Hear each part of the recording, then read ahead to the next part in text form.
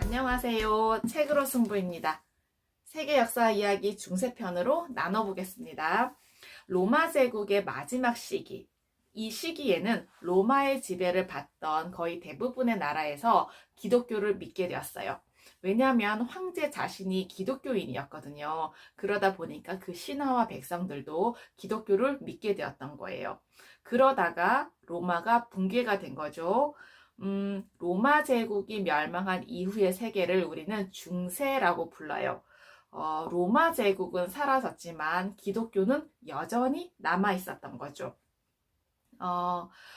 로마 제국의 기독교도들을 대다수는 교황이라고 부르는 그 한 사람을 떠받들면서 믿었던 거예요. 교황은 교회에 있는 기독교 교회의 우두머리였어요.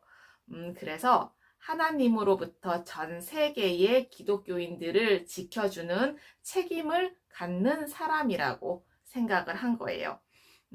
어느 날 그 교황이 자기 집 근처에서 노예를 사고 파는 장면을 목격을 한 거예요. 한쪽은 돈을 벌기 위해서 아니면 평생 부려먹기 위해서 노예를 사게 된 거죠. 그 악독한 짓을 보고서 진저리를 쳤어요. 그런데 자세히 살펴보니까 그 노예는 하얀 얼굴에 노란 머리를 가진 어린 아이들이었던 거예요. 지금껏 머리가 새까만 노예들만 봤던 그 교황은 어디에서 왔는지 물어봤던 거죠. 그랬더니 그 노예 상인은 브리튼 섬에서 데려왔습니다. 배를 타고 건너가서 잡아왔지요. 브리튼 섬에 살고 있는 사람들은 모두 저렇게 생겼답니다. 브리튼이라는 이름도 교황은 처음 들었어요. 그래서 노예 상인에게 물어봤던 거죠. 거기에 살고 있는 사람들은 기독교를 믿소? 했더니 아닙니다. 기독교가 무엇인지도 모릅니다. 라고 대답을 한 거예요. 그러면서 그 금발 소년들에게 물었어요. 너희들은 무슨 종족이냐? 했더니 소년 중에 하나가 저희는 앵글족입니다. 라고 대답을 했어요. 저희를 집에 데려다 주십시오. 라고 얘기를 했던 거죠.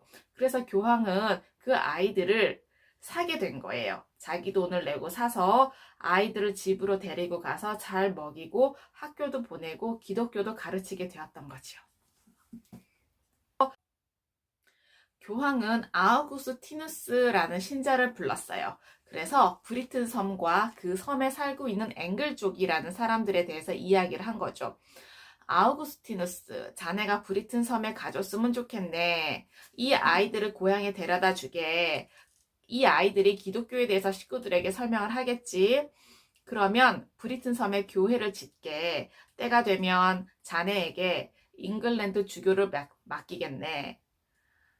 자네가 그 땅의 기독교 신자들을 보호하게. 이렇게 이야기를 한 거예요. 그래서 아우구스티누스는 브리튼 섬으로 가게 되었고 40명의 사람들을 데리고 갔어요. 잉글랜드에 도착한 그들은 브리튼 섬에서 가장 강력한 왕의 대접을 받은 거예요. 이름은 바로 에셀버트 왕이었어요.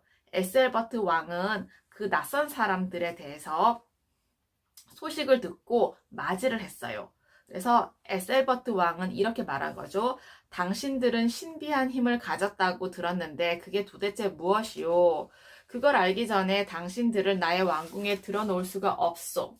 이렇게 물었더니 아우구스티누스는 우리는 대왕님을 호리러 온 게 아닙니다. 기독교에 관해서 알려드리러 온 것입니다. 그리고서 설명을 한 거죠. 그러면서 에셀버트 왕은 이렇게 얘기를 했어요. 나는 이제까지 우리가 살아온 법도대로 살고 싶소. 그렇지만 당신이 먼 길을 오신 데다가 점잖고 선량해 보이니 내가 특별히 허락하리다. 내 땅에 머물면서 나의 백성들에게 당신의 하나님을 전하도록 하시오. 이제부터 당신들은 캔터베리에 머물 수 있고 분수에 넘친 행동을 하지 않는 한 아무도 당신들을 방해하지 못할 것이오. 이렇게 얘기를 한 거예요. 그리고 교회를 짓고 앵글로 색슨족 사람들에게 설교를 했어요. 그래서 많은 사람들이 기독교가 되었고 글을 읽을 수도 있었고 쓸 수도 있었어요. 그리고 더 많은 교회를 지었고 하나님을 섬기기 위한 수도원도 짓게 되었던 거죠. 그래서 아우구스티누스는 최초의 캔터베리 대주교가 되었다고 합니다. 그러니까 잉글랜드에 살고 있는 모든 기독교인들의 우두머리가 된 거죠. 네, 아우구스티누스와 그를 따라간 사람들은 수도사들이었어요. 그들은 남은 일생을 결혼하지 않고 오로지 기도를 하고 일을 하고 성경 공부를 하면서 살겠다고 맹세한 사람들이었어요. 그들은 공동생활을 했는데 어떤 생활을 했는지 들려드릴게요. 하루에 8번 교회에 가서 기도를 해요. 그리고 하나님을 숭배하고 수도원 안에 있는 그 채소밭에서도 일하고 요리, 청소, 빨래를 하고요. 수도원장이 시키는 갖가지 일을 한 거예요. 이탈리아, 스페인, 아프리카를 비롯해서 옛 로마 제국에 속했던 여러 나라의 수도원들이 있었거든요. 그래서 기독교에 대해서 알게 된 앵글로색슨족은 수도사가 되고자 했던 사람들이 많았어요. 그래서 곳곳에 수도원을 짓게 되었는데, 그곳에서 공작소에서 가구를 만들기도 했고요. 넓은 식당에서 함께 밥을 먹기도 했어요. 이들은 새벽 2시에 잠자리에서 일어나 새벽 예배를 드리고 하루의 노동을 시작하게 된 거죠. 아픈 사람들을 위해서 약초와 치료법에 대해서도 배우게 됐고요. 이들은 4발 달린 짐승의 고기를 먹지 않았어요. 그러다 보니까 소세지나 베이컨, 쇠고기를 먹을 수가 없었어요. 식사할 때는 말을 해서도 안 돼요. 말없이 식사하는 동안에는 다른 수사가 성경을 읽어주기도 해요. 그리고 아이들에게는 읽기와 쓰기를 가르쳐주는 선생님의 역할을 하기도 했습니다. 로마 제국이 멸망한 이후의 세계를 우리는 중세사회라고 해요. 그 중세라고도 하지만 암흑의 시대라고도 부르죠. 그 이유는 잉글랜드 사람들의 대부분이 읽을 수도 쓸 줄도 몰랐기 때문이었어요. 역사를 기록하지 못했거든요. 그런데 잉글랜드로 건너온 아우구스티누스와 그 일행들이 읽는 방법과 쓰는 방법을 가르쳐 주었어요. 그래서 그들은 가죽, 짐승의 가죽으로 특수한 종이를 만들어 사용을 했는데 그것을 양피지라고 해요. 왜냐하면 양, 염소, 암소의 가죽을 흐르는 물에 여러 날 담가 두었다가 석회를 푼 물에 또 며칠 담가 두었다가 그런 다음에는 털을 칼로 깨끗이 긁어내고 가죽이 빳빳하게 펴지도록 틀에 끼워 말려요.